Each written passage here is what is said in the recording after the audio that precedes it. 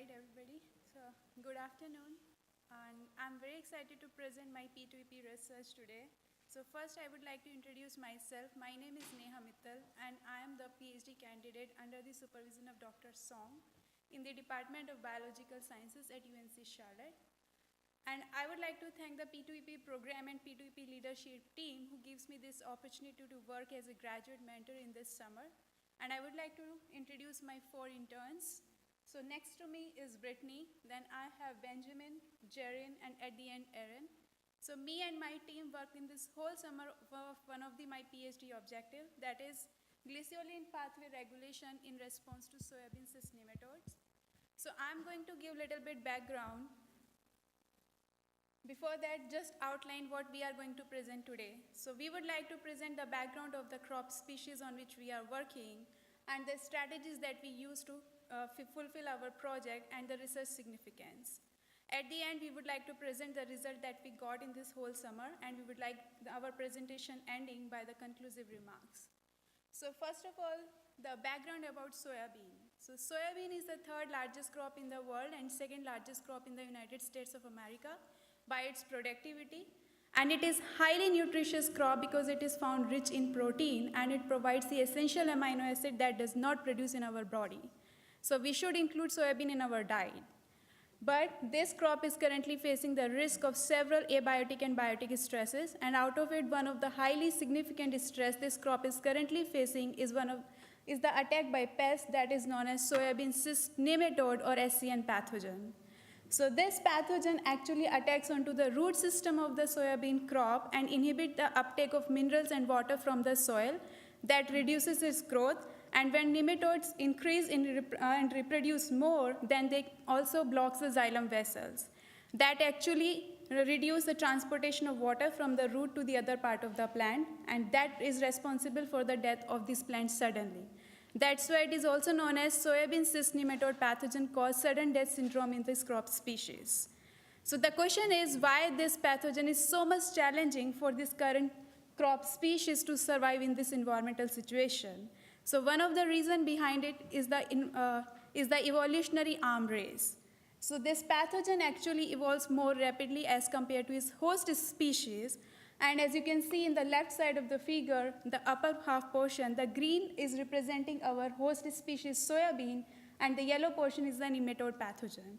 So here I use the lock and key hypothesis over here.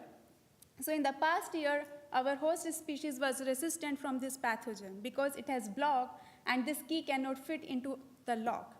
But because of the changes in the environmental conditions, this nematode did modifications in its genetic architecture and it's evolved from race 4 to race 5. Now this block is removed over here in our key and now it can easily fit into the lock. So our resistant host species becomes non-resistant host species. So how we can use our research to improve and help this highly nutritious crop? So the one solution that we provided in this research, that we can develop the soybean varieties that just not resistant to one kind of nematode pathogen race, but multiple races of nematode pathogen. But the question is how we can approach toward this question. So we figure out 2 strategies that we can use to address this question. The first strategy is we can use the crop wild relatives. So wild relatives are considered the parent of the crop that we grow into the field, and they are found highly genetically diverse as compared to domesticates and improved cultivars. The reason behind it, because these crop wild relatives grows in various environmental conditions, because of that they need to survive on those conditions, and that's where they do genetic changes and maintain their diversity. However, the domesticates and improved cultivars we choose according to our requirement, and they lose their diversity during domestication process. Another strategy that we choose is chemical defense. We all know that every plant produces different types of chemicals that is known as metabolites. So we can use those metabolites as a defensive mechanism of the plant. How? I'm going to show over here. So when the pest or insect attacks on the plant, each plant induced to produce different types of chemicals. And these chemicals actually can attack onto the pest. And they can reduce their growth, so that is no further growth, limited growth, or even the death of the attacking pest or insect. So in this current research project, we used both strategies. We used the wild part of the soybean and the chemical defense mechanism of wild soybean to figure out the solution so we can develop the resistance capability in cultivars of soybean against soybean cyst nematode pathogen. So wild soybean also produce different types of chemicals, but the chemical on which we are concentrating is glyceollins. So why we choose glyceollins? The reason is glyceollins are the induced phytoalexins or metabolites, and based on the previous studies, it is found that this compound can inhibit the growth of several pests, including nematodes too. Another reason behind choosing glyceollin is, though it can inhibit the growth of pests, but it is found beneficial for the human health. So current studies shows that it is associated with the human health significance, and I'm going to show one or two examples over here in my next couple of slides. So first example is the role of glyceollin compound associated with estrogen-positive breast cancer. So basically, estrogen-positive breast cancer pathway requires estrogen receptor, as you can see in this green oval-shaped structure, P70S6K, and this receptor function taking the signal as an estrogen hormone as a signal. So when this receptor takes estrogen hormone as a signal, then only the tumor formation takes place further. So here comes the role of glyceollin compound. So this compound is found associated to inhibit the activity of this estrogen receptor. So when it reduces the activity of this receptor, it does not take the signals and ultimately reduce the facilitation of tumor formation. So this is one of the examples that I found recently, and another example is antioxidant activity. We all know that when there is a stressful environment like noise stress or other kind of stresses, our body produces free radicals, and excessive free radicals are very harmful to us. So we need antioxidant that can react with these free radicals. So one of the very well-studied complexes is CAP1 and RF2 complex that is found in cytoplasm of the cell that can actually act onto the antioxidant gene for their transcription. But this complex to get activated needs to be dissociated from each other, and it needs to be translocated from cytoplasm to the nucleus. So glyceollin plays a role over here. This compound actually helps in the dissociation of this complex and the translocation of NRF2 to the nucleus, where this compound binds to the antioxidant responsive elements of the antioxidant genes and enhance their transcription. So when genes enhance their production, they produce more antioxidant or phase 2 enzymes that ultimately can reduce the formation of chemically or free radical-induced cancer formation or neurodegenerative diseases. So based on this discussion and keeping in mind the positive part of this compound for human health and negative for the soybean cyst nematode pathogen, we approached towards our long-term goal that was to increase the nutritive value of our soybean species and make it suitable to survive in current environmental condition.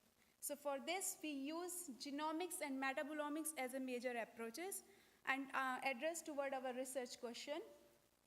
That was, which key step of the glyceollin pathway can control the production of high glyceollin compound against the soybean cyst nematode pathogen? So with this question, I would like to hand over my interns who helped me hold this summer to accomplish this goal, and now Brittany is going to address how we proceed with this question. Thank you, Neha. So indicated in this picture, we have resistant and susceptible samples of SCN screening in wild soybean. In the 3 days post-infection, you can tell that the growth is about the same. But what I want to draw your attention to is E and F, where you can see that in the resistant sample, there is little growth as compared to the susceptible. And so we quantified this compound in resistant and susceptible varieties, as well as controls for both at 8 days post-infection. And we found that glyceollin in the resistant treated sample expressed higher than in the susceptible sample. And so I'll pass it on to Ben to explain the glyceollin pathway. So this is the glyceollin pathway. The pathway begins with the compound phenylalanine. Several more compounds are then produced before branching occurs. And we studied the second branch of the pathway because it's responsible for the production of glyceollin. And there's 4 key steps in the pathway that we chose to focus our research on. So they're the first step, which is important in almost all pathways. the branching step, which is important for allocating substrate for the production of glyceoline, and the final two steps because they are directly responsible for glyceoline production. And each of those steps are controlled by a gene family, and we selected several genes from each gene family to test the gene expression of, and we selected those genes based on previous research in the literature. And I will now hand it to Jaron to explain to you the procedure that we use to test the gene expression. Thank you, Ben. So I will explain the materials and methods. Our first step was to extract RNA from the soybean roots after 0, 3, 5, and 8 days post-infection of the soybean cyst nematode. The RNA served as a template in order to create cDNA. A nanodrop was used to measure the quantity and the quality of our RNA and cDNA. Then our cDNA was quantified using quantitative real-time PCR in order to measure the gene expression of the genes involved in the Glyceollin pathway. And finally, based upon the results gathered from our quantitative real-time PCR, statistical analysis was conducted and a heat map was produced. I will now turn it over to Aaron, who will explain the results of our data. Thanks, Jaron. So what you see here is the results of the gene expression for all the treated samples resistant and susceptible for all time points. The orange-red color indicates a lower gene expression, and the yellow-green color indicates a higher gene expression.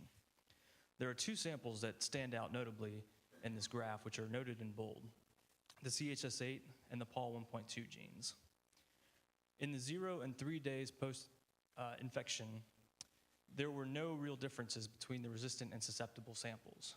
However, when we examine the 5 and 8 day exposures, there are significant differences in the resistant and susceptible varieties, the resistant expressing much higher than the susceptible. This can be correlated back with the glyceollin production, indicating that these genes may be implicated in this production when the SCN attacks. So in conclusion, our previous research found that glyceollin was produced in response to SCN attacks in higher amounts in the resistant samples than in the susceptible varieties. Our analysis of the gene pathway this summer revealed that the CHS8 and the PAL1.2 genes may be implicated in this production.